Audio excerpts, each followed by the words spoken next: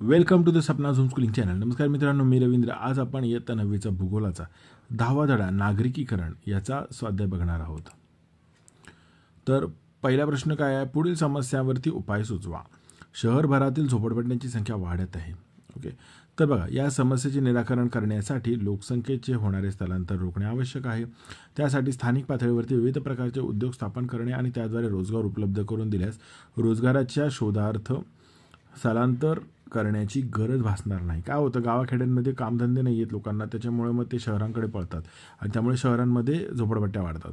तर शासनाने कमी उत्पन्न गटातील लोकांसाठी मोठ्या प्रमाणात घरबांधणी करण्यास प्रोत्साहन द्यावे. म्हणजे आणखीन एक प्रकार होतो की ज्यांच्याकडे स्वतःचं घर नाही आहे, मग अशी लोक काय करतात, ते पण झोपडपट्ट्यात जातात. पण मग जर त्यांना जर घरबांधणी करण्याचं प्रोत्साहन दिलं आणि गावांमध्ये त्यांना जर घरबांधणीसाठी मदत दिली तर ते लोक आपापल्या गावी घर बांधून राहू शकतात. बँकांद्वारे घरासाठी स्वस्त दराने कर्ज पुरवठा करण्यात यावा.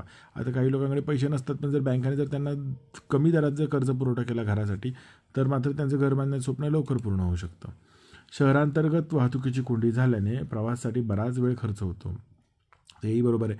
भरमसाठ प्रमाणात वाहतुकीच्या साधनात झालेली वाढ वाहतुकीच्या कोंडीचे मुख्य कारण आहे. कारण आता बहुसंख्य लोकांकडे वाहनं आहेत आणि त्यामुळे मग रस्त्यावरती खूप मोठ्या प्रमाणात वाहनं असतात. खाजगी वाहनांचा उपयोग कमी व्हावा यासाठी सार्वजनिक वाहतूक व्यवस्थेत सुधारणा करण्यात यावी.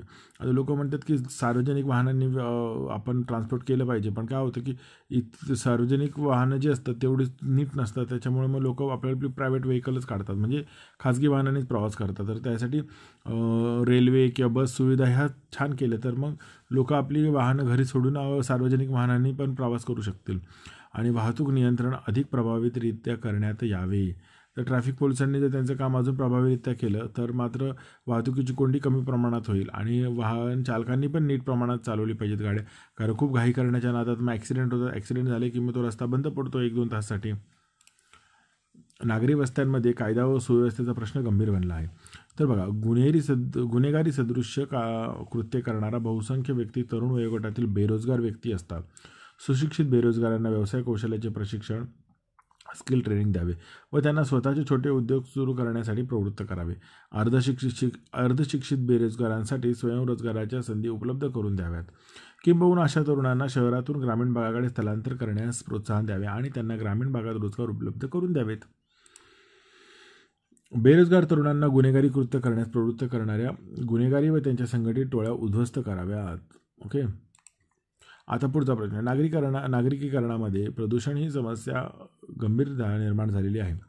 तर बघा, प्रदूषण घडवून आणणारे उद्योग व बेसुमार वाहनांमुळे प्रदूषणाची समस्या गंभीर बनली आहे. मोठ्या प्रमाणात प्रदूषण घडवून आणणारे उद्योग बंद करावेत किंवा त्यांचे अन्यत्र स्थलांतर करावे. शहरी भागापासून ते लांब पाहिजेत आणि प्रदूषण नियंत्रण कायद्याची कठोरपणे अंमलबजावणी करावी व दोषींना शिक्षा द्यावी. काय होतं की कायदा पण नीट पाळला जात नाही, दोषी व्यक्तींना शिक्षा होत नाही, त्याच्यामुळे मग लोक प्रदूषण करत सुटतात. नागरी भागात आरोग्याच्या समस्या निर्माण झाल्या आहेत. वायू प्रदूषण, जलप्रदूषण आणि ध्वनी प्रदूषण हे नागरी भागाचे वास्तव आहे. त्यातून आरोग्याच्या विविध समस्या निर्माण होतात. ज्या मानवी व्यवहारामुळे जलप्रदूषण घडून येते त्यावर नियंत्रण प्रस्थापित करण्यात यावे. प्रदूषण नियंत्रण कायद्याची कठोरपणे कारवाई करण्यात यावी. सार्वजनिक आरोग्य यंत्रणा अधिक व्यापक व कार्यक्षम करण्यात यावी. आरोग्यविषयक जाणीव जागृती निर्माण करणारी मोहीम हाती घेण्यात यावी. आता इथे बघा, अ गट काय दिलेलं आहे आणि ब गट काय दिलेलं आहे. तर तंत्रज्ञानाचा विकास व यांत्रिकीकरण याचं उत्तर आहे नागरिकीकरण. मूळ निवास सोडून दुसरीकडे कायमस्वरूपी जाऊन राहणे याचं उत्तर आहे स्थलांतर. 75% पुरुष बिगर शेती व्यवसायात आहेत, तर याचं उत्तर आहे नागरी प्रदेश. कचऱ्याची समस्या, नियोजनाचा अभाव. प्रश्न तिसरा, महत्त्व सांगा, फायदे द्या. तंत्रज्ञान व यांत्रिकीकरण. ओके, तर तंत्रज्ञान व यांत्रिकीकरण नागरिकीकरणाला सहाय्यभूत ठरते. ग्रामीण भागात शेती व्यवसाय तंत्रज्ञानाचा वापर आणि यांत्रिकीकरण वाढल्याने अन्नधान्याचे उत्पादन वाढते. शेतीची कामे यंत्राद्वारे केल्याने मनुष्यबळ शेतीच्या कामातून मोकळे झाले. अतिरिक्त झालेला कामगार वर्ग कामधंद्याच्या शोधात शहराकडे स्थलांतरित झाल्याने शेतीवरील मनुष्यबळाचा दबाव कमी झाला. त्यामुळे सुप्त बेरोजगारीचे प्रमाण कमी झाले. कारण काय होतं, गावाकडे शेतीसाठी जितकी जास्त मजूर होते त्यांना शेती काम झाल्यानंतर ते मधल्या काळात त्यांच्याकडे कामधंदा नसायचा आणि ते बेरोजगारच असायचे. म्हणजे काही काळ त्यांच्याकडे काम असायचं, काही काळ नसायचं. पण आता ते शहरांकडे स्थलांतरित तरी झाल्याने त्यांच्याकडे वर्षभर काम आहे आणि वर्षभर वेगवेगळ्या प्रकारची कामं ते करू शकतात. त्यांच्याकडे मार्ग मोकळा झाला आणि शेतीचा जो शेतकरी होता त्याच्यावरती पण रोजगाराचा जास्त दबाव नाही, कारण तो यंत्रांच्या साहाय्याने ते कमीत कमी पैशात काम करू शकतो. व्यापारामुळे व्यापार संकुला, बँका, पतसंस्था, गोदामे, शीतगृह इत्यादी सेवांची वाढ होते. या सेवांबरोबरच अशा ठिकाणी रस्ते, उपाहारगृहे, निवास इत्यादी बाबीही वाढीस लागतात. व्यापारामुळे देशादेशांमधील राजनैतिक संबंध सुधारतात, आर्थिक संबंध पण सुधारतात, तसेच राष्ट्रांचा आर्थिक विकास होतो. पर्यायाने लोकांचे जीवनमान सुधारते. औद्योगिकरणामुळे ज्या प्रदेशाचा विकास वेगाने होतो, मूळची कोळ्यांची वस्ती असलेली अनेक गावे औद्योगिकरण व नागरीकरणामुळे मुंबई महानगरात समाविष्ट झाली. औद्योगिकरणामुळे रोजगाराची उपलब्धता वाढते आणि बेरोजगारी कमी होते. औद्योगिकरणामुळे मुंबई भारतातील सर्वात श्रीमंत महानगर आणि देशाची आर्थिक राजधानी बनली आहे आणि औद्योगिकरणामुळे देशाच्या आर्थिक विकासाला गती पण मिळते. शहरातील सोयीसुविधा. नागरिक क्षेत्रामध्ये अनेक सोयीसुविधा विकसित होतात. तेथील वाहतूक, संदेशवहन, शिक्षण, आरोग्य आणि अग्निशमन दल यास विशेष महत्त्वाचं आहे. उच्च दर्जाची वाहतूक सेवा उपलब्ध असल्याने मालाची वाहतूक, व्यापार व बाजारपेठांची वाढ घडून येते. पुण्यासारख्या मोठ्या शहरात उच्च शिक्षणाची सोय असल्याने उच्च शिक्षित व तंत्रज्ञानात पारंगत कुशल मनुष्यबळ उपलब्ध होत असते. उत्तम दर्जाच्या आरोग्य सेवा उपलब्ध असल्याने दुर्धर आजारावरती उपचार करणे पण शक्य होते. सर्वसामान्यांच्या आरोग्यात अनुकूल बदल होतात. शहरातील सामाजिक ऐक्य. तर मुंबईसारख्या शहरांमध्ये रोजगाराची संधी मोठ्या प्रमाणात असल्याने देशाच्या विविध राज्यातील लोक मोठ्या प्रमाणात स्थलांतर करतात. लोकसंख्येची सरमिसळ झाल्याने विविध प्रदेशातील लोक एकत्र राहत असल्याने सामाजिक सामंजस्य वाढीस लागते. सांस्कृतिक व सामाजिक रूढी परंपरांची देवाणघेवाण होऊन सामाजिक एकोपा निर्माण होतो. आता तुम्हाला माहीतच आहे मित्रांनो की जसं मुंबईमध्ये गणपती उत्सव साजरा होतो, पण आता देवीचा नवरात्र उत्सवही जोराजोरात साजरा होतो, जो गुजरातमधून आपल्याकडे आलेला आहे. मग वेगवेगळ्या प्रकारचं आता UP बिहारचा छटपूजेचा उत्सव पण साजरा होतो. म्हणजे सगळे एकत्र रूढी परंपरा मिक्स व्हायला लागतात. पारंपरिक जाती व धर्म व भाषेची बंधने शिथिल होतात. त्यातूनच आंतरजातीय विवाहांना चालना मिळून जातीभेद नष्ट होण्यास सहाय्य होत असते. आता तुम्ही बघाल की शहरी भागामध्ये मुंबईमध्ये वगैरे वेगवेगळ्या धर्माची लोक पण एकमेकांशी विवाह करतायत. त्याच्यामुळे मग आता जातीभेद हळूहळू तिथे कमी होऊन जातात. कोणी कोणत्या जातीचा वगैरेचे वादविवाद होत नाही तिकडे. पुढील बाबींची तुलना करा. वाहतूक व्यवस्था व वाहतुकीची कोंडी. शहरांचा क्षेत्रीय विस्तार झाल्याने बहुसंख्य लोक शहरांच्या बाह्यवर्ती भागात व उपनगरात निवास करतात. नोकरी, व्यवसाय, शिक्षण, व्यापार व उद्योगांची ठिकाणी बहुतांशी शहरांच्या केंद्रीय भागात असल्याने उपनगरातून प्रवास करावा लागतो. प्रवाशांच्या सोयीसाठी सार्वजनिक वाहतूक व्यवस्था निर्माण करण्यात येते. मात्र शहरांची लोकसंख्या सातत्याने वाढत असल्याने सार्वजनिक व्यवस्थेवरती प्रचंड ताण येतो. वाहतूक सेवा पुरेशी उपलब्ध नसल्याने पांढरपेशा वर्ग खाजगी वाहनांतून प्रवास करतो. सार्वजनिक वाहने व प्रचंड प्रमाणात असलेल्या खाजगी वाहनांमुळे वाहतुकीची कोंडी होते. पुढे दिलेल्या चित्रात मुंबई शहरातील वाहतुकीची कोंडी स्पष्ट होते. बघा इथे किती गर्दी आहे मुंबईमध्ये, कारण पुरेशी व्यवस्था नाही आहे. लोकसंख्येच्या प्रमाणात आपल्याकडे पुरेशी वाहतूक व्यवस्था नाही आहे. औद्योगिकरण व वायू प्रदूषण. औद्योगिकरण म्हणजे विशिष्ट प्रदेशात उद्योगांचे विकास व केंद्रीकरण होय. ऊर्जा साधने व यंत्रांच्या सहाय्याने मोठ्या प्रमाणात उत्पादन कार्य केले जाते. उत्पादन आणि त्यास पूरक वाहतूक व्यवस्थेमुळे मोठ्या प्रमाणात वायू प्रदूषण उद्भवते. औद्योगिकरणामुळे व वायू प्रदूषण यांचा सहसंबंध पुढे दिलेल्या चित्रातून स्पष्ट होतो. आता इथे बघा किती मोठ्या प्रमाणात धूर इथे निघतो आहे. हे सगळं प्रदूषणाचं दृश्य आपलं. स्थलांतर व झोपडपट्टी. राज्यांतर्गत ग्रामीण भागातील विस्थापित लोक रोजगाराच्या शोधात शहरांकडे स्थलांतर करतात. त्याचप्रमाणे देशाच्या अविकसित भागातील लोक मुंबईसारख्या औद्योगिक महानगरात नोकरी व्यवसायाच्या शोधार्थ स्थलांतर करतात. त्यामुळे शहरांच्या लोकसंख्येत प्रचंड वाढ होते. त्या प्रमाणात शहरातील निवास व्यवस्था वाढत नाहीत. स्थलांतरित लोक बहुतांशी आर्थिकदृष्ट्या दुर्बळ असल्याने त्यांना शहरातील महागडी निवासस्थाने परवडत नाहीत. असे लोक शहरातील मोकळ्या जागेत अनधिकृत, तात्पुरती व कच्च्या स्वरूपाचे घर बांधतात. अशा व्यवस्थेतील झोपडपट्टी असे म्हणतात आणि त्या निर्बंधपणे वाढतच जातात. स्थलांतर व झोपडपट्टी सहसंबंध पुढील चित्रातून स्पष्ट होतो. इथे बघा स्थलांतरित लोक आल्यामुळे त्यांनी अशा पद्धतीने झोपड्या बांधून राहायला सुरुवात करतात. इथे काही सोयीसुविधा नसतात, पाणी नीट नसतं, त्यांच्याकडे टॉयलेट बाथरूमची सुविधा नीट नसते, त्यामुळे रोगराई वगैरे लवकर पसरते. सोयीसुविधा व वाढती गुन्हेगारी. स्थलांतरित लोकांचे वास्तव्य बहुतांश झोपडपट्ट्यात असते.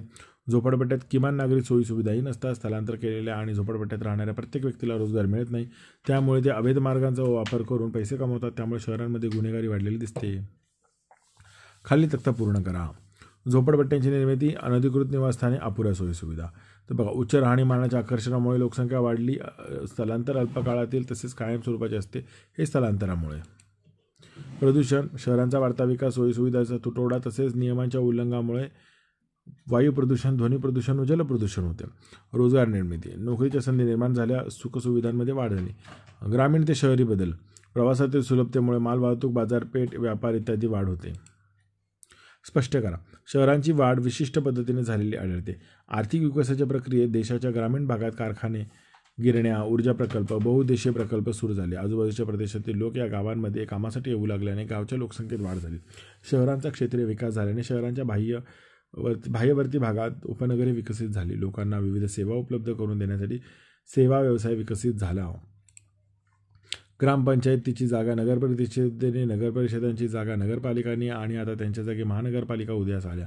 अशा पद्धतीने लहान गावांचे महानगरात रूपांतर या स्वरूपात शहरांची वाढ होत गेल्याचे उदाहरण मुंबई हे शहर आहे. तुमच्या कल्पनेतील सुयोजित नगर.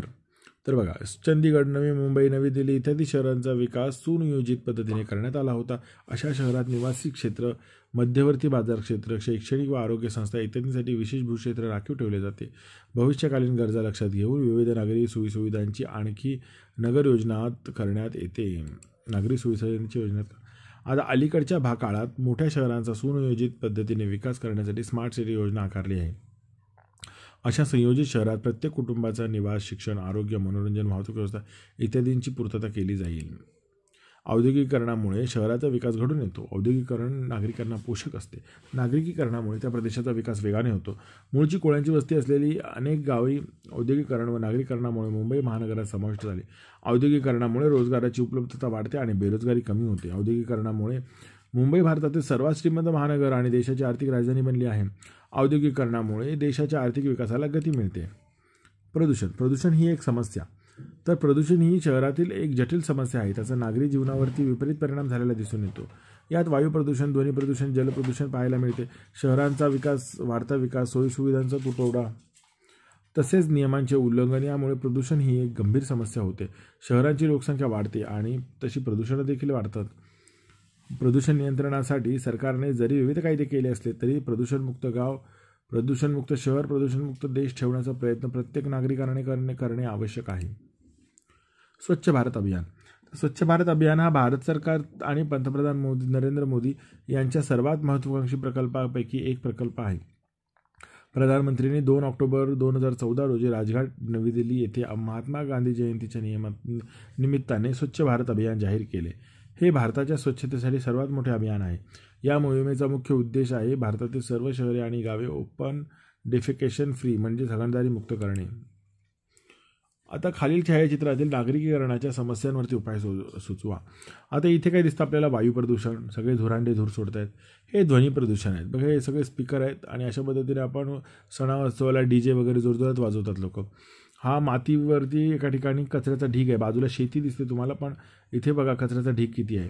आणि इथे नदी आहे आणि नदीत पण कचरा साठलेला आहे. म्हणजे हे वायू प्रदूषण, ध्वनी प्रदूषण, मृदा प्रदूषण आणि जलप्रदूषण. आता याच्यावरचे उपाय बघू आपण. वायू प्रदूषण. हवेचे प्रदूषण घडवून आणणाऱ्या उद्योगधंद्यामुळे वायू प्रदूषणाची समस्या गंभीर झाली आहे. मोठ्या प्रमाणात वायू प्रदूषण करणारे उद्योगधंदे बंद करावेत किंवा त्यांचे अन्यत्र मनुष्यवस्तीपासून इतर ठिकाणी स्थलांतर करावे. प्रदूषण नियंत्रण कायदे कठोर करावे व त्यांची कायद्यानुसार अंमलबजावणी करण्यात यावी. प्रदूषण होऊ नये या दृष्टीने आवश्यक असलेल्या सोयीसुविधा ठिकठिकाणी उपलब्ध करून द्याव्यात. झाडांची संख्या वाढवावी. ध्वनी प्रदूषण. आता धार्मिक सण उत्सव साजरे करताना ध्वनिक्षेपकांचा कमीत कमी वापर करण्याचे बंधन असावे. कार्यक्रमस्थळी दिवस रात्र सिनेमांची गाणी लावण्यावरती निर्बंध असावेत. विविध प्रकारच्या मिरवणुकांच्या वेळी DJचा वापर करण्यावर बंदी असावी. ठराविक डेसिबल आवाजापेक्षा जास्त आवाजावर ठराविक वेळी बंदी असावी. ध्वनी नियंत्रण कायदे कठोर करावे व या कायद्यानुसार त्यांची कठोरपणे अंमलबजावणी करण्यात यावी.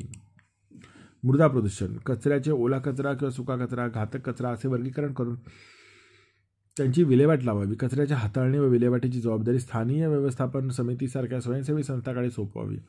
सहकारी सहनिवासी संस्थांना ओल्या कचऱ्याची विल्हेवाट लावण्यासाठी कंपोस्ट खत निर्मिती करण्यास प्रोत्साहनपर अनुदान द्यावे. जलप्रदूषण. कारखान्यातील दूषित पाण्यावरती प्रक्रिया करणारी यंत्रणा स्थापन करण्याची सक्ती करण्यात यावी.